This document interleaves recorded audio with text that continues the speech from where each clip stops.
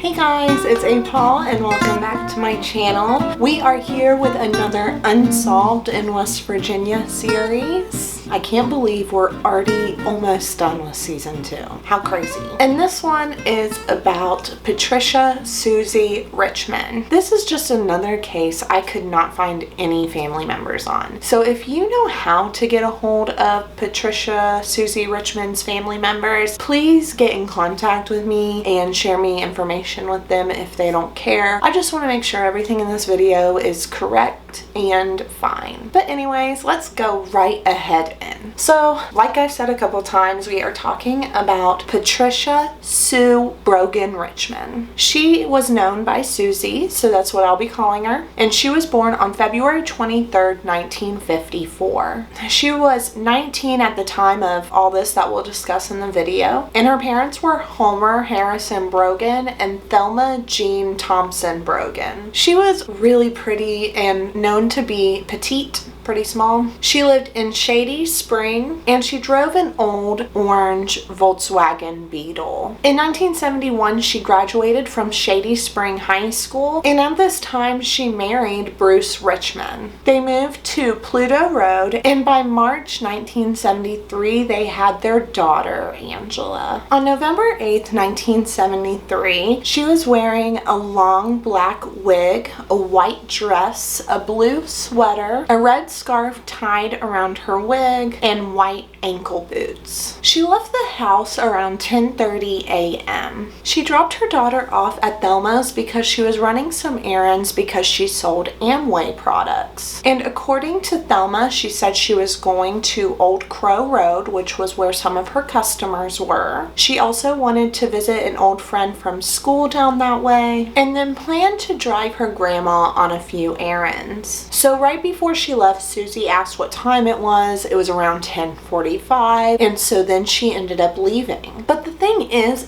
that Susie never returned home to get her daughter, which was her life. She loved her daughter. So after a while from when she said she'd be back, her parents ended up filing a missing persons report with the West Virginia State Police. The West Virginia State Police really pressured them to wait a few days because they just assumed it was way too early to know whether she was in danger or if she ran away, or maybe just didn't want to come back for her daughter just yet. So at this point, her family started searching. Bruce immediately posted a reward of $1,000 for any type of information that would lead them to Susie. So over 100 friends and family members started doing searches around the area, in the woods around the area. They had gotten a helicopter, and Bruce was able to convince his friend to even use his plane during this search to look down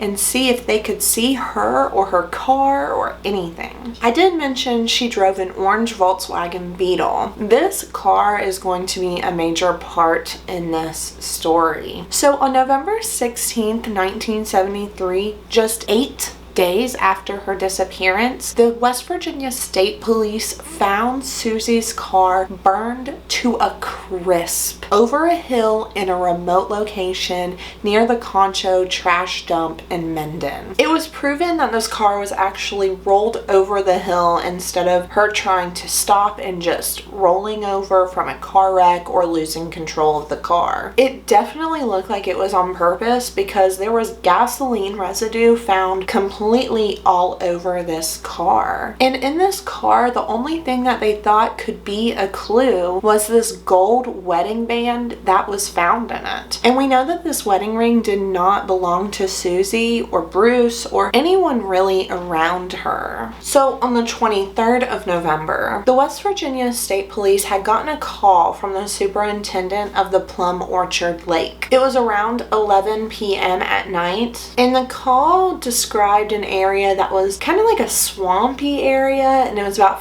50 yards off the main road. 2 raccoon hunters had found a body in this area while they were hunting and immediately contacted the authorities that helped run this plum orchard lake. And the body was just right near the base of where a tree fell. Clothes that resembled Susie's dress, sweater, and bra were wrapped around this body's neck. And it was really hard to tell if this body's face had been like completely beaten beyond recognition or if animals had already started feeding on the flesh of this face. And it did look like this body had been here for over 24 hours. It was almost positive that this body was Susie's because the other items found around this area completely matched to the things that we knew Susie had when she left, such as the clothing that was wrapped around this body's neck and a red scarf and a black wig. But there were also a few other things that were found with this body. One being a gold chain with like a little locket type charm of a sailboat on it and a partial dental plate. But the one thing that was missing, at least clothing wise, was her white boots. So then there was an autopsy done on this body. It was clear that this body was in advanced stages of decomposition, and there was absolutely no way just by looking at her being able to identify her. So they did identify Susie by the dental records of this body. And it was so decomposed at this point that there was no way to tell whether she was sexually assaulted or not. It was deemed that Susie died from 2 stab wounds to the left lung, in which it punctured that lung and caused her to hemorrhage. And the coroner was able to say that the body was probably at that scene for about 2 weeks, which would have been almost the whole time that Susie was missing. But it was noted that the injuries to her face were still fairly red, which means that she had died quickly after this beating or whatever happened to her face. I hope to God that animals weren't feeding on it while she was still alive. So let's go over the sightings of Susie during this time period. So 2 salespeople did end up seeing Susie at the Beckley shopping mall on November 8th. They said that they were sitting in a car close to Murphy's at about 1:30 p.m. They said that they saw a black man get into a reddish orange Volkswagen that was parked near them. There was a smaller white woman sitting in the seat next to this guy, and that the scene looked completely normal, but there was just something about it that made them feel off. But it was really hard to explain because they were just doing things like normal. So therefore these salesmen kind of really took note about this couple in this car and kind of kept watching them. And it was clear that this man did not own this car because he was not fluid with it at all like we are with our cars that we drive all the time. He was like having a hard time backing out of the parking space they were in and just getting onto the road. It was like he was learning a brand new car and how to work it. But he did end up pulling out on US 21 going towards Mount Hope. One of the salesmen believed that they knew this girl in the car and that she was from Oak Hill. So he scribbled down her license plate number really fast just in case something happened. So when they heard the news about the body, they immediately turned this license plate number in. Now, it wasn't who they thought this girl was, clearly, but the car description of the burned car matched what they swore they saw. So they turned the license plate number in, and the license plate number rang up Patricia Richmond. So we know for a fact that Susie was at the Beckley shopping plaza at 1:30 p.m. on November 8th with someone. Now, this person could be the friend that maybe she was meeting. We're just not really sure. Also, 3 different men who drove kind of like semi-trucks, like working trucks, swore that they saw this car drive past them on November 8th near Thurman. And all 3 men have almost identical stories.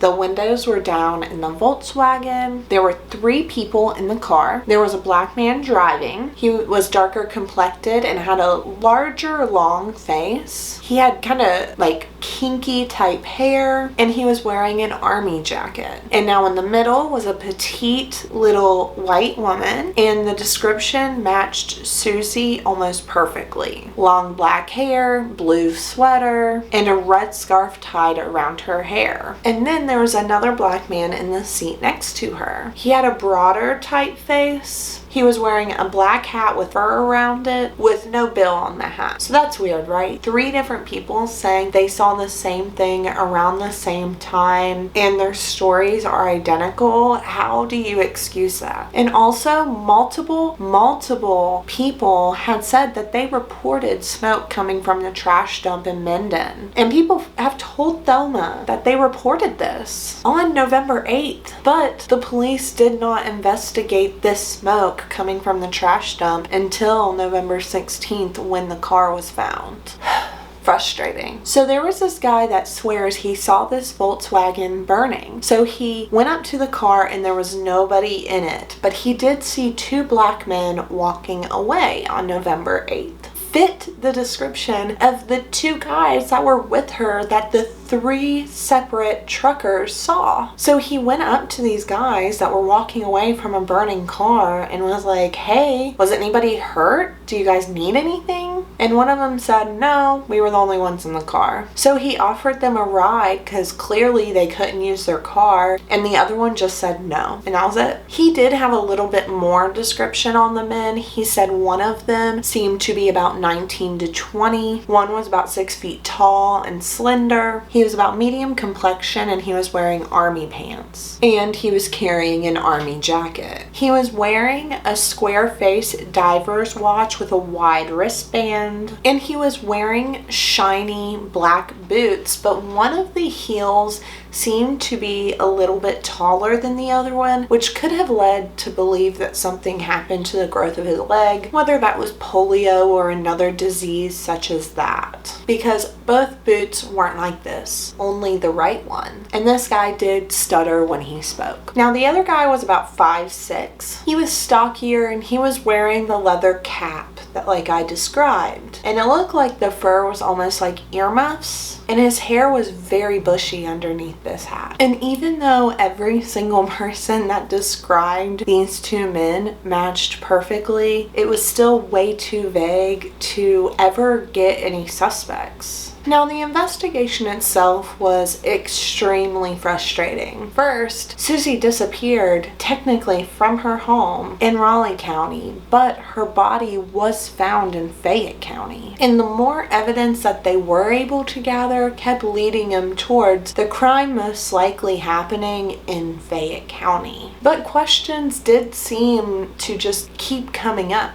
Why would Susie go to Beaver, where she took her grandma to the ransom market, to Minden, and then to the backwoods of Plum Orchard Lake? And also, how was the car and the body found so far from each other? So what do we know for sure? On November 8th at around 10:30 a.m., she dropped her daughter off at Thelma's house. Around 10:45, she left her mother's house, and she also went to the ransom market. At around 12 p.m., she went to the Amoco gas station, and then she returned to her grandma's because the errands that her grandma wanted were done. And by 1:30 p.m., she had drove about 7 miles north to the Beckley shopping mall. But then at around 2 p.m., that was when 3 different truckers swore they saw the exact same thing of this woman with 2 men in her car driving down Bury Mountain. And then after that, we don't know of any sightings of her until she was found 2 weeks later. But we do know on November 8th that there was someone who also saw 2 black men that matched the same description of the 2 in the car from the 3 different truckers walking away from the car that was being burned, and them saying no one else was in it. And Susie, from what I understand, didn't have any any injuries that would relate that she was in this car during the time. So where was she? So they really centered their investigation around Muir Mountain. And they also really started to look for her white boots because that was the only thing that wasn't found with her. And police dug through this car for more clues, but they just never found anything else. So there was a massive amount of media coverage when this first started. Like, how did this woman just disappear like that, you know? Especially being spotted so many times. It's weird, right? And there were constant information being sent to the departments trying to find out what happened to her for quite a few days after this. The wedding ring owner was never found, and the murder weapon was actually never identified also. And unfortunately, Susie's friends and family got very threatening phone calls and letters stating that they needed to stop this investigation or they were going to hurt her sister Sharon also. And this really did cause the family to go silent because they had already lost Susie. They could not stand losing another one. And that following July, after all of this, Bruce remarried. He became a Methodist minister and just kind of moved on with his life because he was scared to investigate. He had done so much by getting his friend's plane, going on all these searches, you know, offering a reward. He really seemed to do as much as he could to find her. So he just felt the next thing that needed to happen was him to just move on. But that's all I have on Suzie Richmond. Thank you guys so much for watching. Please like and subscribe for me and hit that notification button. That way you're notified the next time I upload. Also, there is going to be a GoFundMe link below for Crystal Young. If you haven't, please go back and rewatch her video because it is so important for her mom to get the money for this PI that has reached out to her to work with her. If you don't know why, go watch the video and figure out all the craziness that is around Crystal Young's death. And on top of that, don't forget that I am selling stickers based on my videos from the last Unsolved in West Virginia series. All proceeds go to the Cold Case Foundation, so please go and buy some stickers for that so I can send that donation in. And just thank you again so much for watching, and I'll see you guys in the next one. Bye!